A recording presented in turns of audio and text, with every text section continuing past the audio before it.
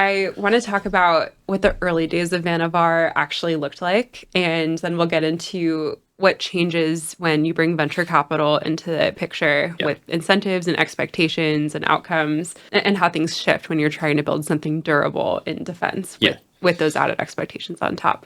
I want to start at the very, very beginning with a question that I think a lot of people ask of Vannevar just because they've seen your path. How did you decide to drop out of business school? Was there an incident or just kind of a point Yeah. that you had enough? Yeah. The literal point was I received the tuition bill in the mail.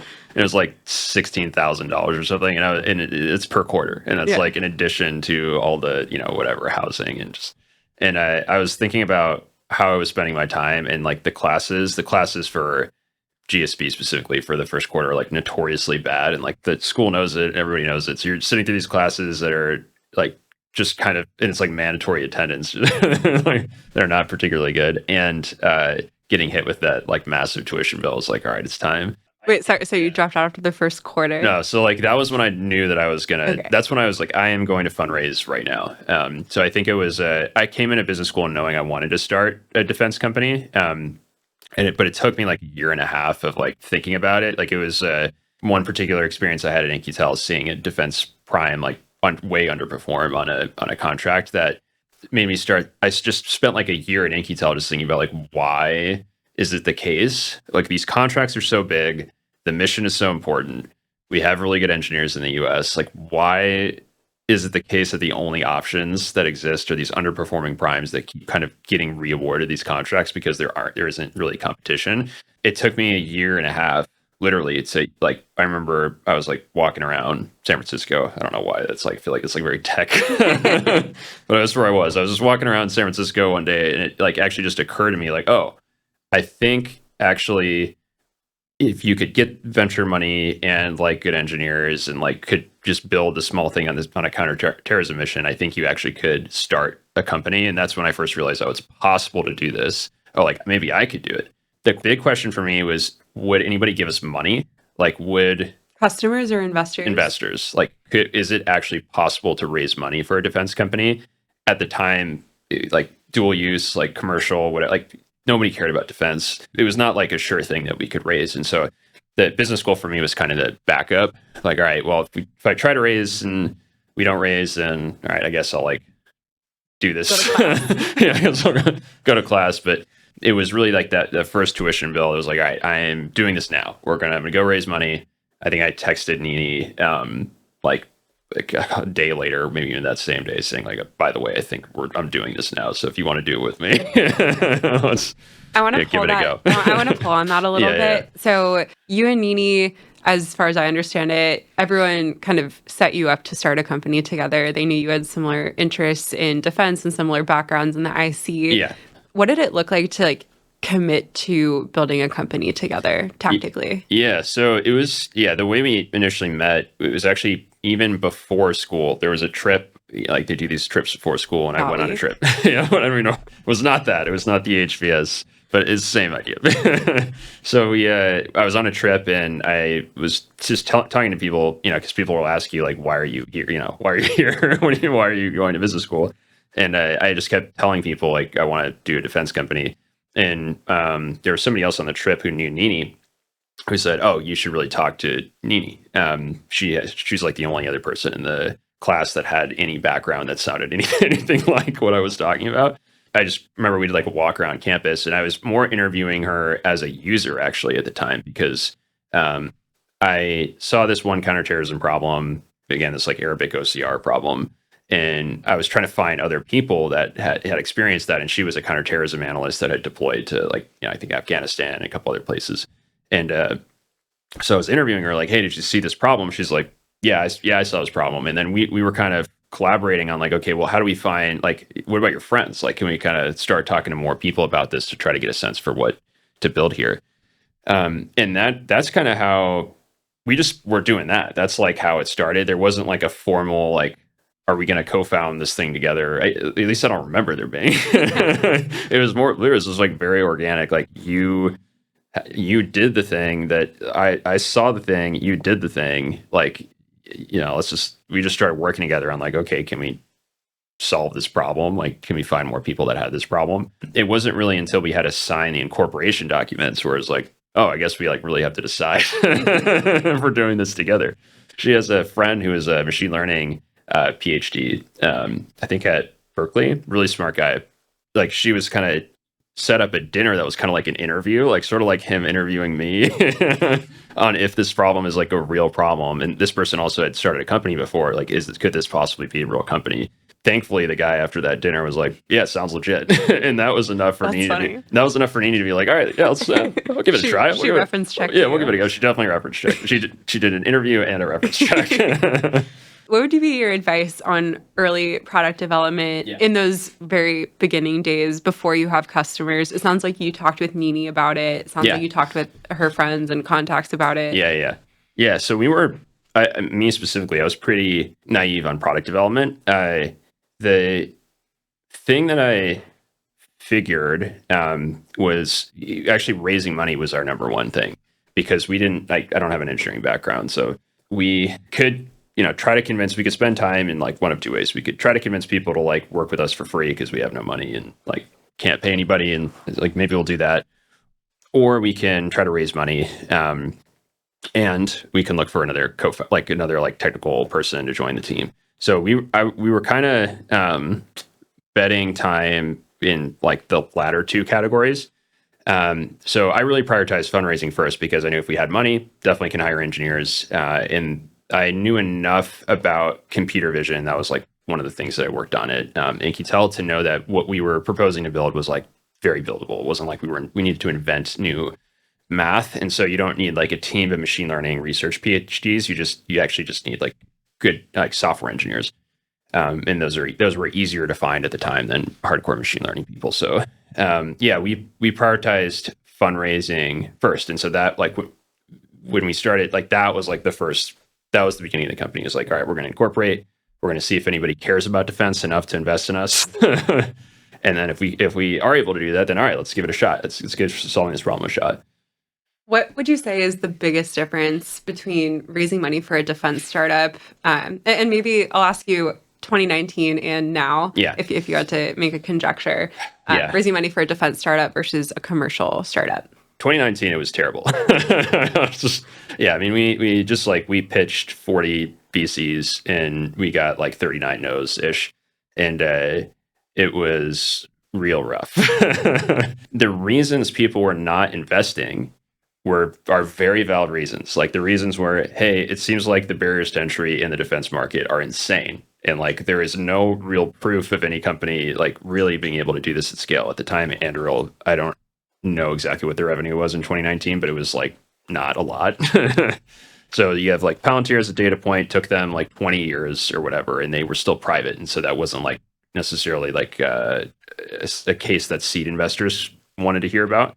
And then you had Anduril, which nobody knew about still, like because they were very, very early. Nobody knew if that was going to work. And so, most people were just leaning on their enterprise SaaS or consumer or whatever knowledge.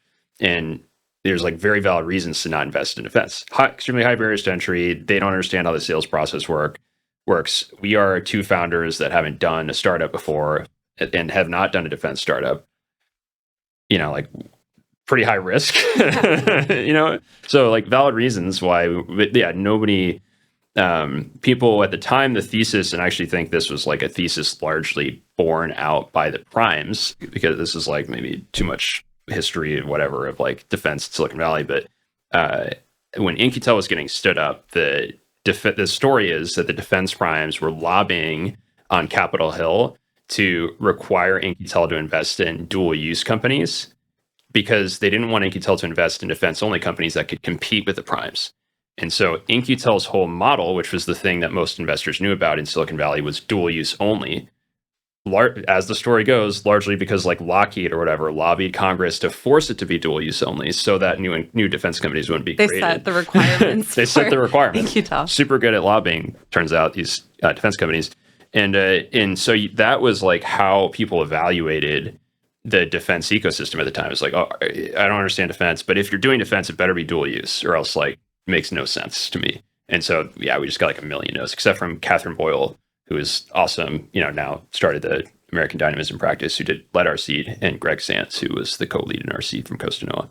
How did you decide not to be a dual use company?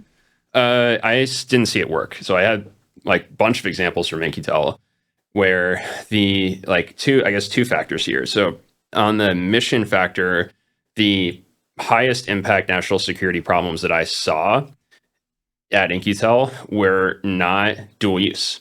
So like I was trying to solve them as a dual use investor by throwing commercial companies into the mix, and like I couldn't, wasn't working, right? Like the problem was different enough that you can't just take like a commercial product and modify it a little bit and have it like work.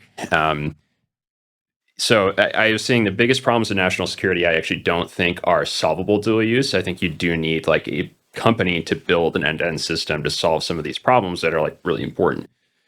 That was one factor. And then the other factor is what I saw for dual use startups. There's actually like very valid reasons to not invest in dual use startups. And those are that you end up splitting your engineering time.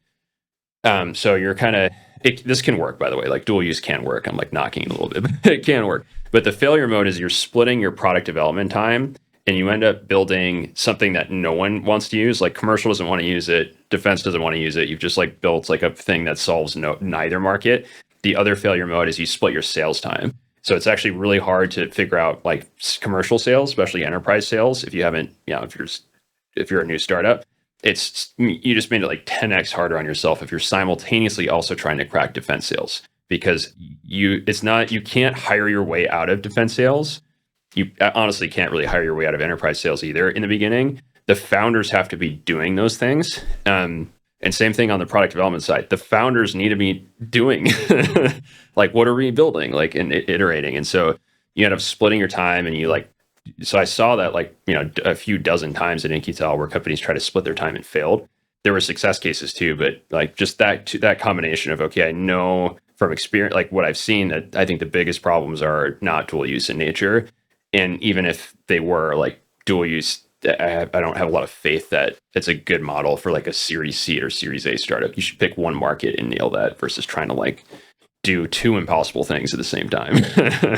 On the topic of market, what do you think is the right way versus the wrong way to talk about the total addressable market size in defense, especially? I think the right way to think about defense as a market is like more at like from like a macro standpoint. So like the macro dynamics for defense, you have roughly 400 billion in procurement spend that goes to defense primes. And then you have to make a judgment as an investor on like, what do you believe about that spend in those primes? Like, do you believe that those are like super innovative? Like, are they really performing well, or are they underperforming and like government actually doesn't really like the options that it has? And so, that's kind of like step one. And then the second step is like, okay, well, what are the barriers? If you think that, okay, there's like 400 billion in procurement spend being defended by these primes that don't have like the best engineers or the best products and are not particularly innovative, you have to then think about like, what are the barriers to entry to that market? And there are like many, like that's why the market dynamics exist that way. So I think what worked for us in the seed, again, like I wouldn't say our seed was awesome. Like the two investors we got were incredible. How big was the seed? 4.5 million. But we took quite a lot of dilution. I think it was 4.5 million on 12 million pre, so 16.5 million post. You have to kind of convince investors that it's possible that a reality exists where there's 400 billion in spend. You have companies that are underperforming that the customers don't necessarily like. And that if you're able to figure out the barriers to entry, once you get in there, it's free reign for you, because you're going to be able to launch multiple products, go after different verticals, capture more and more of that spend.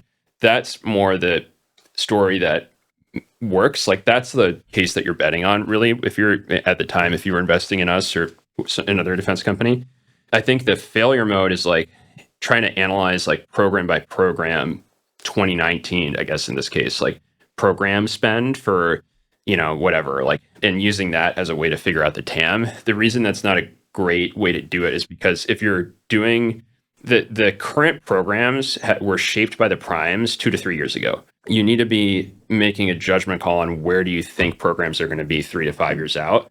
And that judgment call needs to include the company that you're investing in being able to influence and shape and create new programs with the government. that's like the key thing that you need, that has to be true. If that's not true, then you shouldn't invest in the company. So like investing purely based on, oh, I see the TAM for X thing is like this dollar amount, you're actually not even accurately predicting the success case. Like the judgment you're making is not isn't actually tied at all to like what the success case looks like. Betting on us in 2019 was like a very bold move, right? There weren't a lot of proven data points, but that broader thing turned out to be true, and it was like, could have been true, right? Like huge market, incumbents not very good. If you figure out the barriers to entry, you can make it happen. And you're betting on like the team figuring out the barriers to entry and being able to build products and then sort of incrementally eat at the incumbents. What about like recurring revenue? What's the right or wrong way to frame that? Yeah, so there's no like this is like a weird debate. I feel like that people have. There's no real recurring revenue in defense because the deals are not like enterprise SaaS deals. So you can, like, the most accurate way to talk about it from an accounting standpoint is probably ACV, like annual contract value. But what you want to look at for recurring revenue is basically showing like what your net customer retention or like churn is on your existing deals. When you do that for defense, even though you have to, in some cases, sell, if you don't have a program that's like a multi-year budgeted program, you kind of have to sell that deal every year even to get a renewal. What you find is for defense companies, at least for us, like our churn numbers are lower than like 99% of enterprise SaaS. I like making that number up, but some high percentage of enterprise SaaS companies, we have much lower churn than them because it is relatively sticky once you get in. It's just the sales work that's different. Like there is but this is true for large enterprise SaaS companies too. Like our average deal size is, mid seven figures or eight figures, right? When your average deal size is that high, like you're going to have, within that, within your revenue base, like 80%, 70% of your revenue is going to be made up of like 3 deals, maybe. These deals are very large and very high touch. And in the same way that if you had an enterprise deal that was like $10 million or $20 million, that's going to be like a high touch deal, even on the renewal. So I think using like the enterprise sales, like high dollar value contract way to analyze what's happening in defense is probably not a bad way to do it.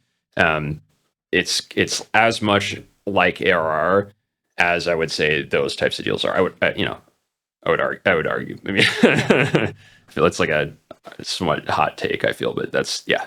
In the beginning, did you and Nini screen your investors, or like what questions do you think founders should be asking of their investors before they take their money? Yeah, so I think for Catherine, I actually met Catherine before I started Vannevar, probably 7-8 months before Vannevar, when I was still at Inkytel. And the reason I met her was she actually was on a podcast and she was talking about, before anybody else was talking about it, like, I think defense is going to be a thing. And somebody sent me that podcast and was like, hey, you do defense, whatever, at Inkytel, like maybe you should go meet Catherine. So I met Catherine and we kind of organically, honestly, talked about, like, because I knew her and had this relationship with her, pretty sure there was like a meeting where, again, like before we were pitching General Catalyst, is like, hey, like, I think maybe a defense company could be started with these conditions and work on these things. And we were kind of like talking about that a little bit before Vannevar was even was called Vannevar. Catherine and I had like a history of like knowing each other a little bit before she made the investment. And I think that helps a lot, honestly, because she knows who I am and I know who she is. And, you kind of like, it's not just going in totally cold. For Greg from Costa No, who's the other person that co-led the seed round, he was a referral from my old boss at Inkytel, Steve Bauscher, who is actually a GSB classmate of Greg and introduced us. And what was crazy about Greg, which I've never seen since, is when I was doing reference calls with like founders he's invested in, and he was like the only person who gave me references of founders that he has fired. So he is the board member, fire these CEOs, and they liked Greg enough to still do the call with me and be like, yeah, like, hey, Greg, yeah, made the right call. And I was like, oh my God. Crazy. Yeah. And like the other quote that I got, we were also did some back channel And I can't remember who said this, but it wasn't one of the references he gave us. And the quote that I got, which has been proven to be so true about Greg, is like he is the person you want to go to war with in like a start, because you're going to war. Like there's going to be insane things that pop up. He is like level headed, and he will be like in your corner in the fight with you. And that would turn out to be 100% true. So that, at least at the seed round, is like how we did reference checks a little bit. What was the biggest challenge in the early days of starting Vannevar? Maybe like the first year. Well, the first challenge was like nobody wanted to join our like random startup. How did you build credibility in those early days? I think it was it goes back to like the best people at startups, and also like the first people that you hire that are good tend to have to be a little crazy. The two engineers that joined us that were awesome were like a little bit crazy in different ways. You know, like one of them was just like a startup person through and through, and just liked tiny teams. We're talking like 10 or smaller in the entire company, and was just open to, I think, interested in national security, but mostly just like, yeah, it seems like you guys are, reasonable people. Like, yeah, I'll give it a go as like part-time contractor. And we just use that as a hook to kind of reel them in. And then the other guy was interested in national security, but more interested in the technology from a deep learning standpoint, and just sick of like working in a big tech company. In order to find those people, you have to talk to like, I mean, we probably did, I don't know, 150 interviews to like 200 interviews. So we did a lot of interviews, and we made several offers, and like our acceptance rate was very low. Yeah, like defense at the time was not popular amongst engineers in Silicon Valley, and nobody knew who we were. We had no revenue. We didn't have a product. It's like, who are you? And like, no, I'm not joining. I'm making 300K at whatever, Meta or something, or Facebook at the time. We're not joining your company. So that was the first challenge. And then the second challenge, once we had engineers, was product market fit. Just trying to build something that people wanted to buy. That was really hard. That took us, I don't know, 6 to 12 months probably to totally nail that. Maybe a little bit longer. Yeah.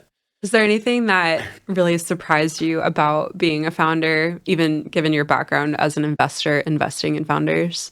I don't know how much of this I did, but watching somebody do the thing and actually doing the thing yourself, Very different. not the same thing at all. I think it's a pretty hard job, I guess. Like your job, I think the most important thing for honestly any person in a startup, but like you are the kind of main failure mode, especially in the early days as a founder, is like your learning rate is kind of the only thing that matters. Like your personal learning rate on like how good are you at figuring out what functions are and like what needs to happen and like product and sales and whatever. That is like the single most determinate thing for like your success. And that's true for like everybody in startups pretty much. What that looks like on a day-to-day basis is, especially the first 2 years, is like you are making every day you're making like 5 mistakes. And whenever you make one of those mistakes, not every mistake, but some of those mistakes, it's like you're going to get punched in the face. Every day you wake up and then you're just like in a fight with like a bear or something. And you're just like slowly trying to learn, like, and also have enough reps that like eventually also you get a little lucky, but you're just trying to like learn every day and like, just, kind of just keep going. If that's true for everybody at like a seed stage startup, that is basically your experience. But it's something that you only really appreciate until you've gone through it. Going from those super early days to now, where Vannevar is worth $1.5 billion, we're post Series B, we don't need to raise money again ever. We're profitable. What would you say has been the biggest like mindset shift or just biggest difference for you as a founder, going from like what you were focusing on and thinking about then versus now? I think like the most important thing for me is like managing my own energy and like burnout, basically, and like my own psychology around how things are going. And I think I spend like 30% of my brain space just thinking about that and trying to set myself up like to do this for the next 10 or 20 years or whatever it is. That has become increasingly important now. Whereas in the early days, like you don't know if you're going to be around like 2 years down, or like 6 months or whatever down the road. Just peek under the hood Literally, a little bit. Yeah, you have no idea of like if it's going to work or not, and like you feel like you think it's going to work, but you really have no idea. And so like you planning for like your own longevity in the job makes no sense. It's just like it's not really a factor.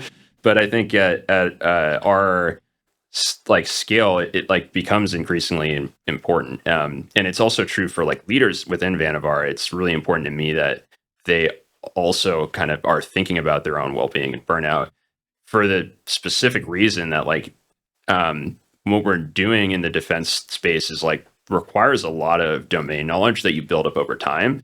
And so when you get these people that are really incredible at their jobs, you can't just like hire somebody in and have them immediately figure that out, or it takes like a long time to grow people internally. So it's way better for the company, for the organization, to keep people around and make sure it's sustainable for them. That's like really, really important. And I have had to work on that myself a lot. And so I'm like, I mean, it sounds kind of lame, but like I'm strict and think about like sleep and like coffee and alcohol consumption and like all these things that I didn't used to have to think about. I now like think about and plan, like, well, you know, that's like part of my job is to do that now, which is kind of weird. So I would say that's the biggest change. It's just sort of like managing my own stress and psychology to make sure that, you know, when things are not going well, I'm able to sort of help the company like get in the right place. And you have, you know, when things are really stressful, it matters how, you know, like how much battery, I guess, you have available to you. So I don't know. That's something that's different for this stage, I'd say. That's why Jeff Bezos is buff now. What's that? Oh yeah, he's just jacked.